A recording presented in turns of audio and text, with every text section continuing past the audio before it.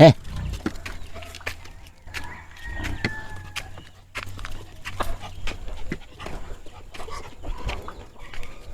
Oh, malapit na yatang mapanas yung kaling aray. Kung di kainin na.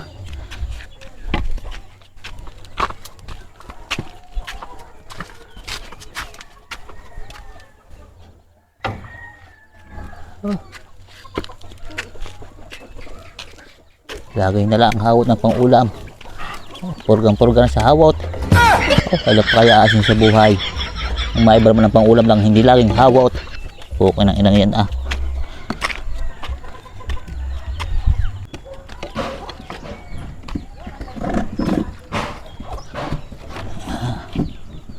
Ay, Diyos.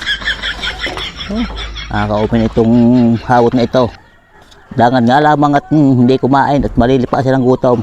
Nakakasawan pala lagi na lang hawot ang pang-ulam.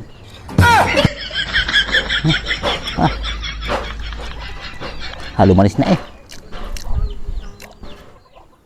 Aha. Aray ko. Aray. Yan yung kumagat na yun. Oh. Aray. Aray ko. Aray yung hayop. Aray. Oh.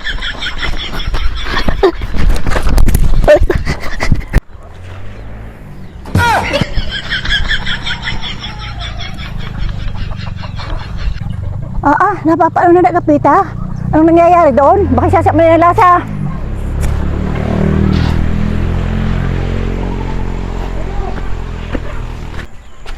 Diba? Tingnan mo na nagkapita. Yung natin sasap mo na yung lasa. Pumarili ka. Yung natin sasap mo na yung lasa. Tingnan natin. Ay. Ay, nasa kang dain ay? Ayaw, di mo kakita yun. Baka sasap mo na yung lasa yun. Punta-puntahin, baka nasasap mo na yung lasa yun.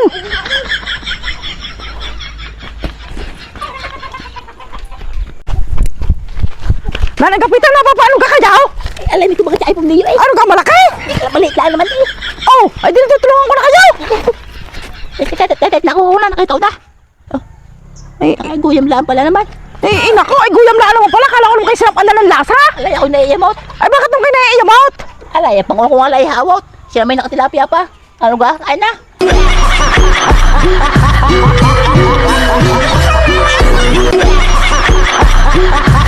Tek na yan.